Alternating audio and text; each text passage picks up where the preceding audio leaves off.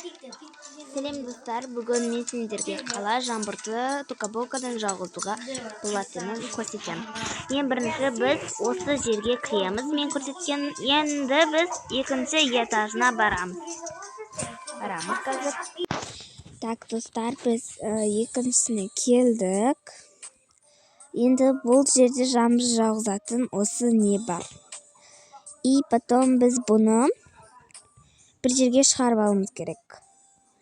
Мысалға, мына жерге шығарып алайық та, мына түймесін бассақ, бізде жаңбыр жауа бастайды. Міне, токабокада осылай жаңбыр жауғызады. Содан соң бұлт та шығара аламыз. Міне, осылай кішкене қояды. Міне, жаңбырды қатты жауғызамыз. Жаңбыр осылай жауып бастайды.